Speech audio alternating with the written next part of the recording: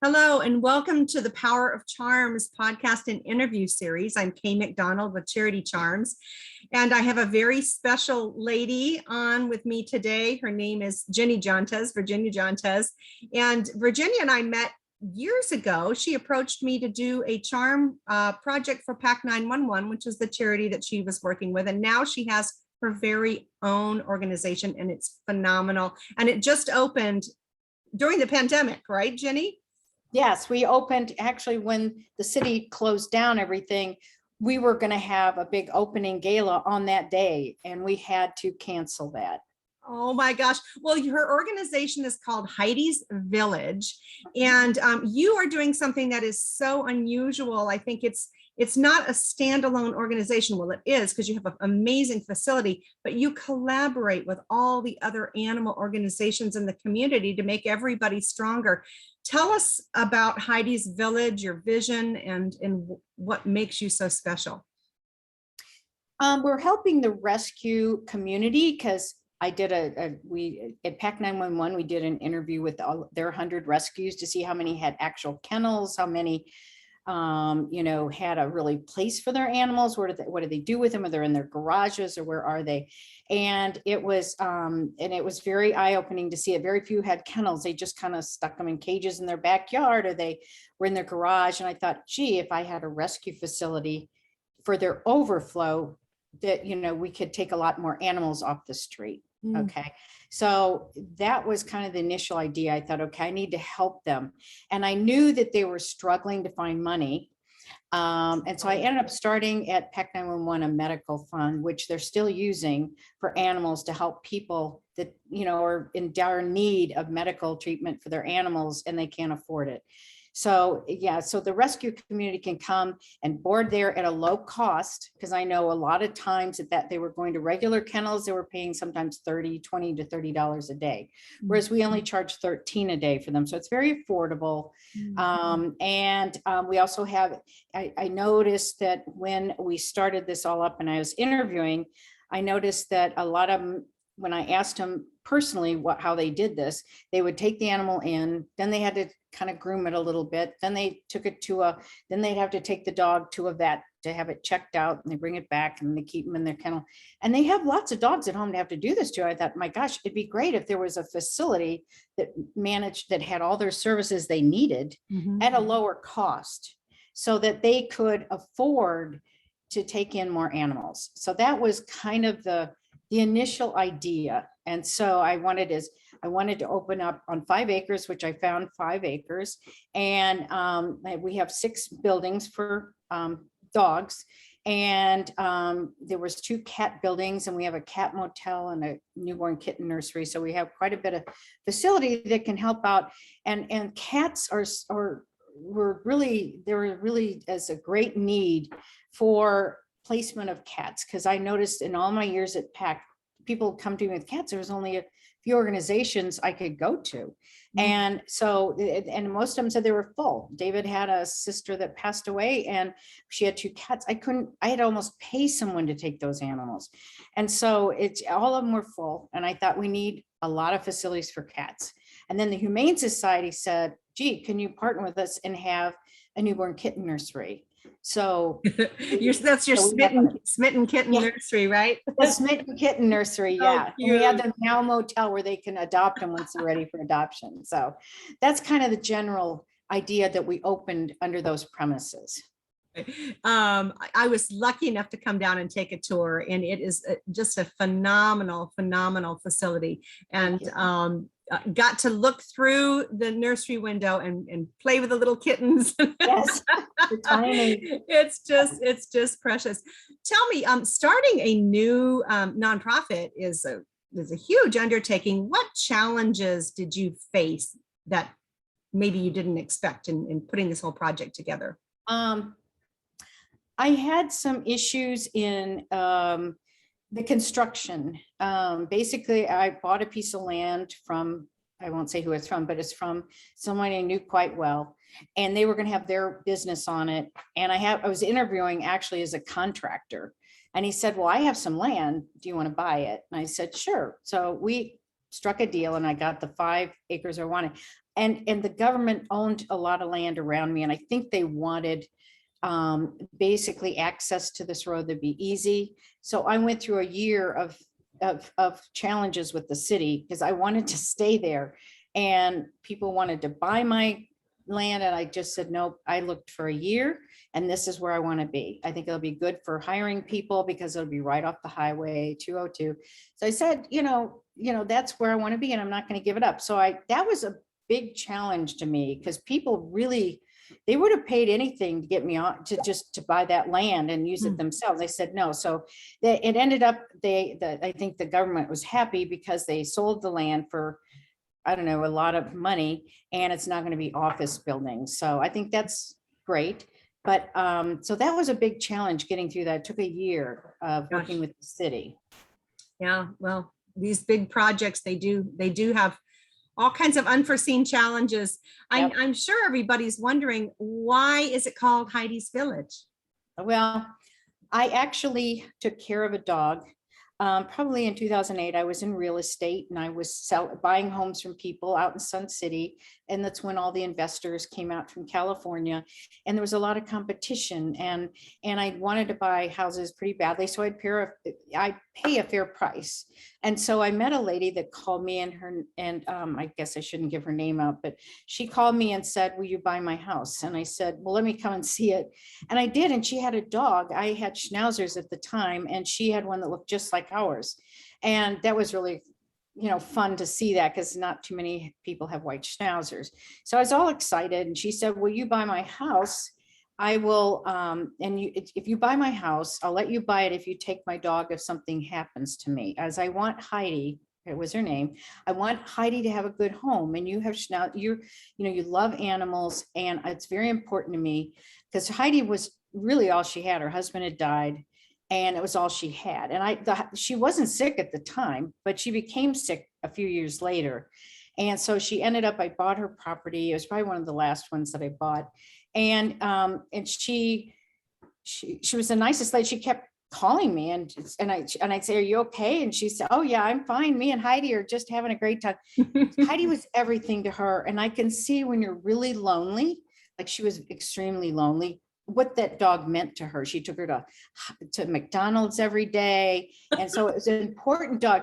So one day she got cancer and so I took over.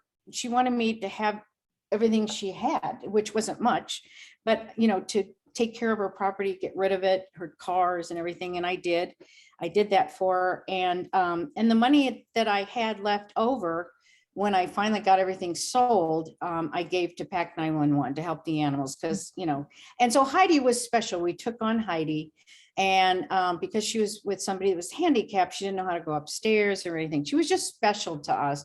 And she always liked to be kind of off on her own, but she was just very special because of the relationship I had. And I saw how important, it was always important to me.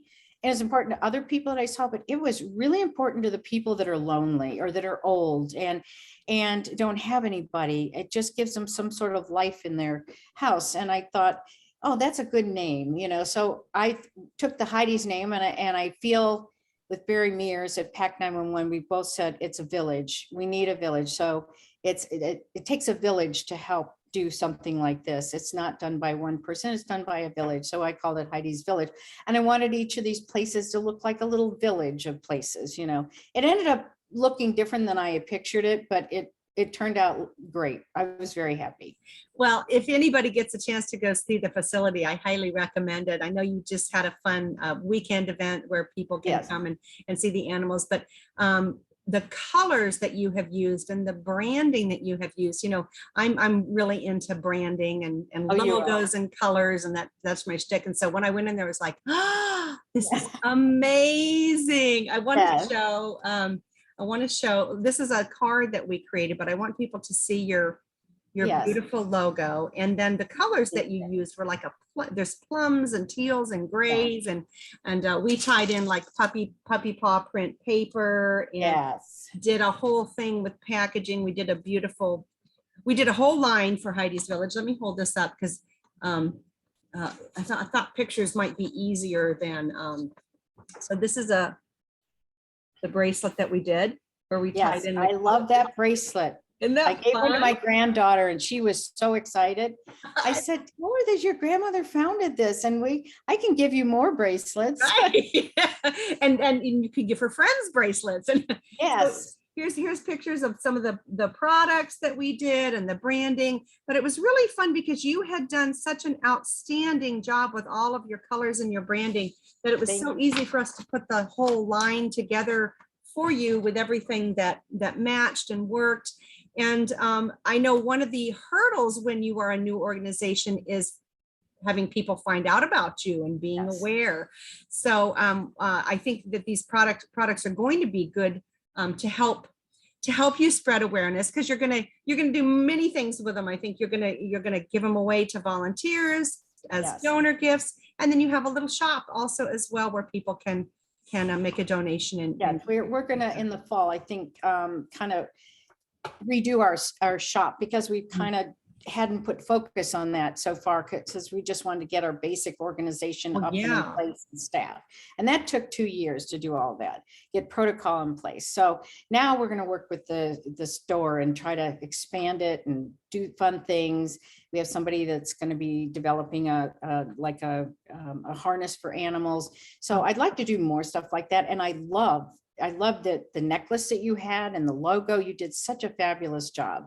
And the bracelet was very beautiful. I love the colors you put together. It just, you did a fantastic job. I'm going to order more, I'm sure. Well, it was an easy project to do, and probably one of my most favorite, because it was beautiful inspiration and easy to work with. And so that's primarily what we love to do, is a whole line and help you see an impact with the products.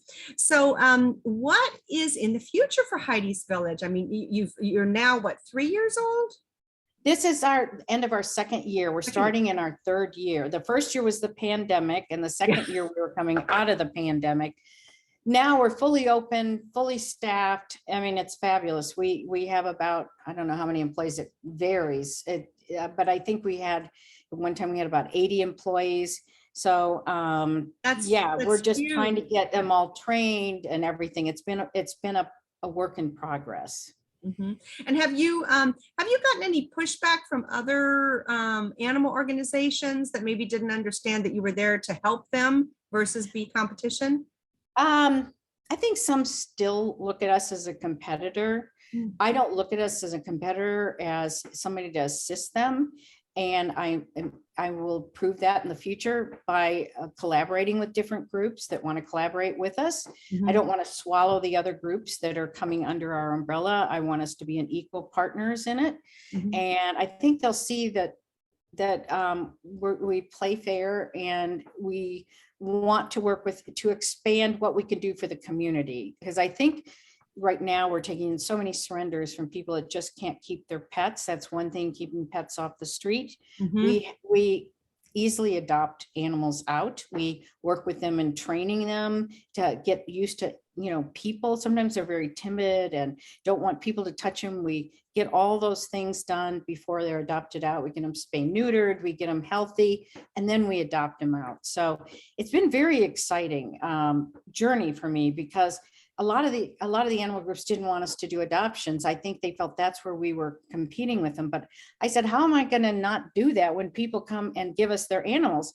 And I think a few weeks ago, we got somebody that put 7 dogs on leashes and wrapped them around our fence. We don't know who did it. They put a nice note there, but they just left them there. So when we came in the morning, these 7 dogs were there. And I was looking at them today. They're so cute. There's 2 puppies that are adorable. I don't think they could afford them, and they didn't want to have, so they just tied them up to our fence.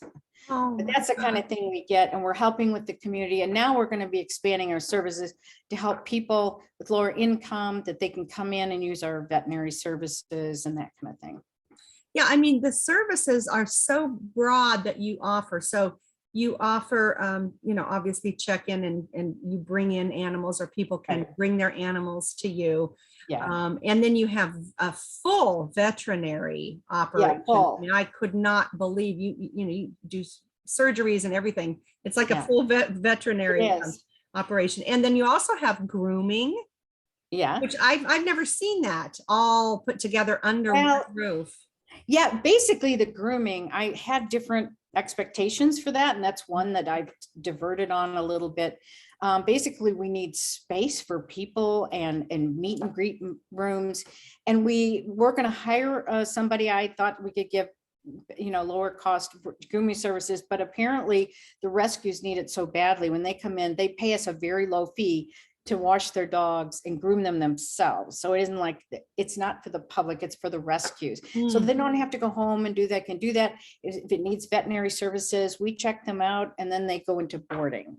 Right. And then we take care of them for $13 a day, feed them and take care of the animals. And if they want their own group to come in, Boxer Love is one that has their own volunteers that come in and take care of their animals, and they rent out a couple wings of one of our places. And recently we got Canine for Warriors that's come in, and they're now training dogs, and they're a different organization, but they're going to be taking over a whole building for dogs that are trained for veterans with PTSD. So that's something I never had a vision for, but it's a great thing to do. Well, imagine the synergy too that just automatically develops between the different organizations. When they meet you, you meet them, they meet each other. It's quite a village that you've created. It's quite remarkable. One of the things that I noticed too is you had a little flyer about animal shelter volunteers needed. Now you said you've got 80 staff. How many volunteers do you have? That varies a lot too, and it's been growing. Unfortunately, I haven't heard that number yet, but it's growing. Like 3 people today that I talked to, oh, I want to volunteer here. So the numbers really greatly vary day to day. But anybody that wants to volunteer is www.heidisvillage.org, and on there you can fill out a form that you want to volunteer. You'll have to be trained. If you're working in the newborn kitten nursery, or if you're handling dogs, you have to be trained for which dogs you can handle and which ones you can't, and that kind of thing. Yeah. Right there. Okay. Well, I think that everybody should go down and visit Heidi's Village. Do you give tours? Oh, we give tours. I give tours when I can. I know one day they did like 40 tours. I mean, it's amazing how many tours that we give to people, and we love to give tours. Well, because it's a unique place. Yeah, I mean, I thought, well, you gave me a tour because we were going to be working together, but it was the most amazing tour. I had so much fun. In fact, the day that I dropped off the merchandise, Cindy had a little puppy in her office, and I wanted to go home with that puppy, but the puppy wasn't ready. So the puppy wasn't ready, and I think I know which one you're talking about. It is the cutest little thing, and it was put into foster. I think she's going to adopt it. She was so excited. She came in with it the other day, and it was like twice the size, but it was just wiry. It looked so cute, and we put it on its table, and it ran around our conference table and was licking us, and it was so cute. It's what gives me an inspiration to help these dogs that have been on the street. That one was found in the rain somewhere, just all by itself. Little teeny weeny guy. Yes. My God. Well, Ginny, thank you so much for your inspiration and your passion and this amazing new facility that you have given to our community. I hope everyone can find out about it, visit you, and help you and support you. And the best place to do it is either pop on down and visit the facility or go to heidisvillage.org, correct? Yes. heidisvillage.org, and everything's on there. And you can sign up for a tour if you want a tour. And our address is 600 North 40th Street. So it's right near the 202. It's very easy to get to. So yeah, just come on down and give us a holler, before, and we'll be glad to give you a tour. We're working on tours every day. Yeah, and be prepared to fall in love, because kitten nursery to the left, and then you've got the dog kennel to the right, and it's just magic. Yes. Pure magic. Thank you. And thank you for making our little bracelets and necklaces. And I'm giving some to some friends. And when I go to Las Vegas this week, we're giving some gifts to them. They've helped donate and to our facility. So I'm just giving out to people. And I said, tell the story. Yes. If people ask about your thing. So yes. And we also put on, more, I'm sure. We put on the back of the card too. We have the mission, vision, and how to reach you. So when people get a bracelet, they can keep the cards in their desk, and anytime they want to contact Heidi's Village, it's right there. And you have good quality items, very thank you. good quality, and you did great in the making our logo on the necklace. I just love it. So I'm very happy, and we'll be ordering more, I'm sure. Well, thank you. I wish you all success in the world with Heidi's Village, and I'm sure I'll be down for another visit soon if I can. Oh, good. We stay would away love to and not have you walk- anytime. Not come home with another dog. My husband might kill me, but you know what? There's a couple cute ones down there now. I'm sure there are. All right, Jenny, listen, have a great weekend. Thanks for. Thank you so taking much. the I time. appreciate all your time. Thanks. Bye-bye. Thank you. Bye-bye.